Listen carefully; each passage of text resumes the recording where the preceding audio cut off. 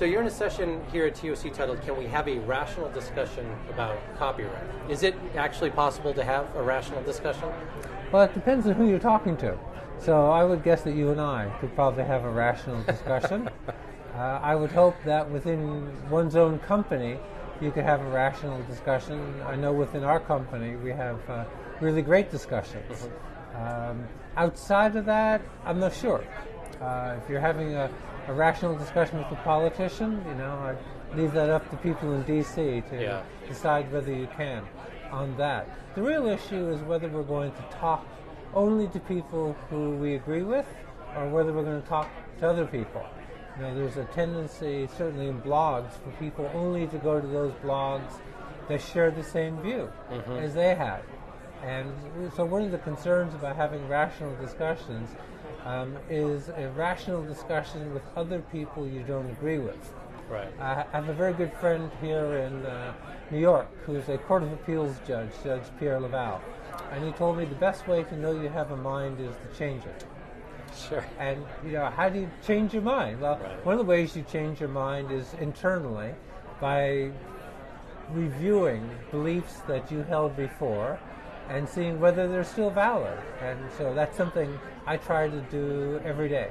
And another way is talking to people who you don't agree with and taking criticism from them. So one of the concerns, I think, in the debates over copyright is whether we're going to be talking to people who beliefs we don't share, and whether we can actually listen to each other and try to understand the other person and maybe change our minds and prove that we have one. Now, there are some who believe that copyright should just be completely abandoned. Is that a useful perspective to take? No, I don't think it's useful. I think it's nonsense. And it's nonsense for this reason. Law is not an end in itself. Our goal as a society is not to have laws. Our goal is to have tools to help us do the things that we want to do. Right. So if you think of law as a tool, then you want that tool to be useful. So just like if you're building something, you want to get the best tool you need for the job. And a tool that can be useful for some jobs isn't going to be useful for others. So we have to find the right one. So to say that we should abandon copyright is to say that we should abandon a tool. And that just doesn't make sense to me. It may be that we need to change things, and I think we do need to change things. And so we need to find out how we need to change things to accomplish what we want to accomplish. And the focus should be on what we want to accomplish. The goal shouldn't be, do we need to abandon hammers or not? Sure. Sure, right. Now, do you feel that piracy is primarily a pricing and availability problem? I think it is in part a pricing problem. So I'll give you my own experience with this book I just wrote, How to Fix Copyright. So there are apparently some torrent versions of my book out there. And I don't understand that. I don't understand it because the Kindle version of it is $9.99. Sure. So, I don't think that's an outrageous price for a book that's, 230 pages and took me 2 years to write. I think that's probably a political statement. But I'm not going to get upset about it, Okay, so people are doing that. The way it comes into being a pricing problem, I think, is in underserved markets or markets where there are huge delays. So one of the things that you want to do as a writer, as a composer, as a movie maker, is to have an audience. You want to generate demand for that audience. And if you're lucky enough to do it, you should try to figure out how to satisfy that demand. Right. The worst situation is to create demand and not fill it.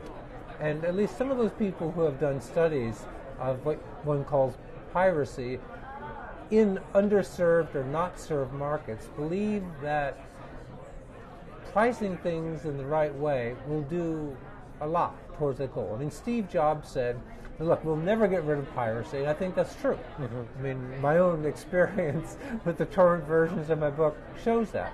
But what you have to do is to try to give most of the people what they want.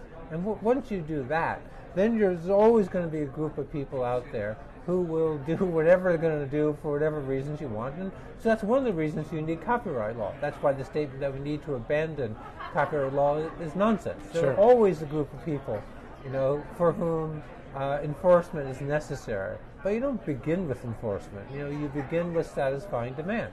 And that's a win-win, right. I think, for everyone. So last question for you. Now, copyright terms are one size fits all. Is that correct? Yes, and I think that's been a big problem for us.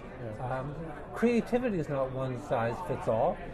Books aren't like movies, sculptures aren't like poems, emails and business documents aren't like Harry Potter books. Yet we treat every single copyrighted work exactly the same way, and that doesn't make sense. I mean, the evidence in the marketplace, the evidence that we had at a time when we renewed copyright, shows that different works have a different market expectancy. Mm-hmm. And so I think what we need to do is to give works the expectancies that they need, but not overgive them. So, one size fits all probably fits none.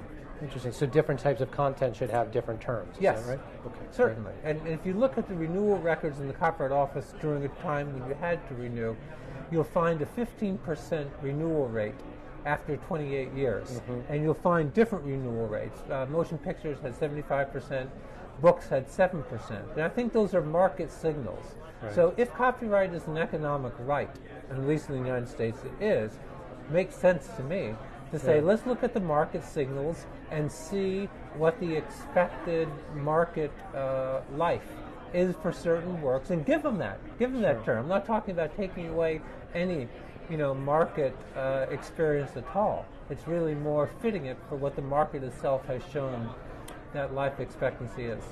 Great. Well, thanks so much for being with us. Appreciate you. Thank you taking so the time. much, Mark. Glad to be here.